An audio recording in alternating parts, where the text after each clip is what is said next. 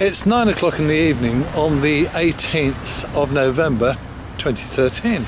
We're at the port of Dover, and what we're reporting here is the other side of Britain's biggest ferry port. One of the things that the port of Dover has been unable to avoid by any means is playing host to possibly one of the nastiest small maritime export trades that there is, the export of live animals for slaughter in a foreign country.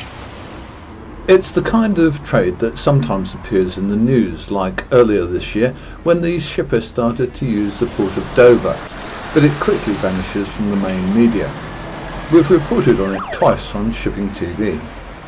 But when the cameras go away, the trade still continues, and we all forget about the animal suffering, except for the campaigners who continue to attend every sailing, in the hope that eventually it could be stopped. Ian, you've been demonstrating here about live animal exports for how long? 18 and a half years. This trade has been running in and out of Dover. It's been at Ramsgate, Ipswich, Dartford, really? Shoreham, Right. anywhere, any port that would have it. Right. It's now restricted to Dover. It's the only port in England that actually actively assists the trade. But they don't have a lot of choices, do they, Dover? They have no choice whatsoever. 1847 Ports and Harbours Act says they cannot choose the cargo, or sometimes even the ships that use the port. Right. So if you come up to them with money in your hand and a legal trade, they have no choice. As they keep saying, they have no choice. Dover Harbour Board says they are bound by Europe, but it's actually a British law. So we could rescind it, amend it, revoke it, do anything you like, because it is an ancient law, and then it would not stop live exports, it would give ports the choice, and then it would be up to them whether they did them or not.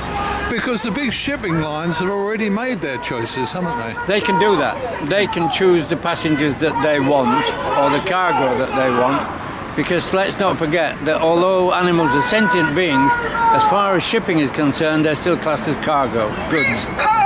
So the shipping companies here don't actually move live animals at all? They will move animals for breeding because A, it's better welfare, and B, if you spend 120, 130 million pounds on a ferry for people, you really don't want every 6 or 8 weeks have to fumigate it for ticks and lice and everything else. Tell me about the onward traffic in these animals. What happens to them on the other side? We can follow them, and we have followed them. They have been trailed on numerous occasions as far as Germany for the sheep. A lot of them go for ritual slaughter in France and Belgium, but our sheep with our ear tags, i.e. British ear tags, have been found as far away as Turkey, Hungary, so they just go on and on and on until they're slaughtered. How many sheep do they get on one of these huge wagons? On an Arctic, they will get 350, 400 without any problems, depending on the size of the sheep. On a wagon and drag, 500. A lot of animals. A lot of animals. A lot of animals to check in about 4 minutes flat. And when we look at the ship that's currently carrying, that's an ex-tank ferry, really, An isn't it? ex-Cold War Russian tank carrier made for river crossing, not seagoing. It has its maritime certificate, so it is seagoing, but can only operate in a force 5 or lower. Therefore is subject to wind, tide and everything else. It must be an uncomfortable ride. Small boat. I wouldn't know. I wouldn't cross the Serpentine on it. This ship only carries 5 or 6 trucks. You can get 7 and a half, depending on size. Right. But by doing so, it breaks every rule going, because there is not sufficient room to inspect the animals. If any were trapped or had to be euthanized, that couldn't happen because they couldn't get them out. And there's supposed to be room for the air to circulate, so the temperatures are constant. That also doesn't happen. So the outside ones could be either freezing or boiling, depending on when. and the inside one's just the opposite. How do you see these people making money? Because sometimes they have literally 2 or 3 trailers on the ship. Sometimes they have a full ship. I don't know how they make money. Tonight is the first shipment that they've had for 14 days, and we are led to believe there are 5 vehicles going on.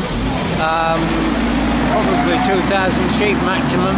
I don't know about finances, I only know about the cruelty. But they must be buying them for silly money and selling them for even more silly money. We are led to believe that the price that they get across the other side in euro equates to about £10 gross more than they get here, more than they buy them for here in the UK. So how they make a profit on that, I do not know. The farmers do not know. The NFU doesn't know. Nobody knows. But they're making money. They must be. There must be. What we're losing is more than just the animals. Obviously, we have very, very, very good, healthy stock here. What is annoying is that they're actually taking away British jobs. They're taking away slaughtermen's jobs, butchers' jobs, finishers' jobs, the fertiliser trade, and then even taking away the English drivers' jobs by not allowing them to take them in carcass form across to the continent. So it's a lose-lose situation for farmers, market managers and drivers and work people with no gain. Over the course of the current year, you're probably going to be looking at, 30 or 40,000 sheep exported from this country. Could well be that figure, yes. That's a lot of animals to disappear, isn't it? It's a lot of... Where do all those animals come from? Oh, they come from everywhere in the UK. They're not just local, obviously, from Wales right the way up to the northern areas of England. Anywhere that can sell them. And these guys, they buy from the market, so they are actually paying the full price, because most animals go through the market anyway. So we're not suggesting that anything illegal is happening, although we have doubts about the legality of the trade anyway. What we're saying is that all in all, nobody here gains, least of all the animals. Then it's just a question of waiting. The protesters come here from all walks of life. There are pensioners, hard-working family people and younger people, all out to voice their objections. They keep up a constant pressure on other users of the port too, hoping to spread their message as wide as they can. There's no food and there's no water, and they get shipped for hours on hours and travelling for days with no animal rights which they deserve. The impression I get is that this isn't the end of their journey by any means, is it? They could go anywhere in Europe. No, well, we have campaigners and we have campaigning groups that sometimes follow the lorries, and they're on the road for 72, 80 hours, going to Germany, Holland, Turkey, and which is totally unnecessary. To me, if you're going to kill an animal, you kill it fast, you kill it at home, and you send it abroad dead. You don't let the animal suffer any more than it is. Then it's just a question of waiting. Eventually, the first truck, operated by a British-based exporter, comes through.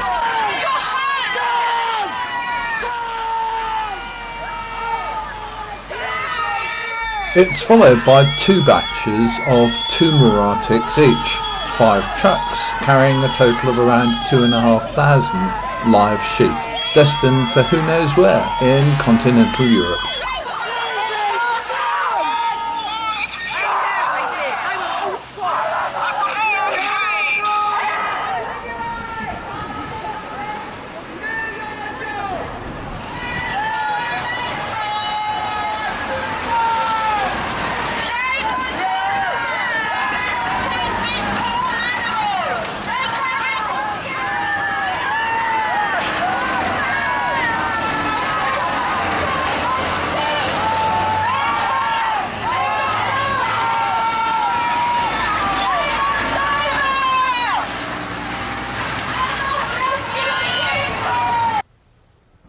From the top of the cliffs overlooking the harbour, you can hardly see the Jolene as she loads these 5 trucks aboard for her 2 to 3 hour run to Calais.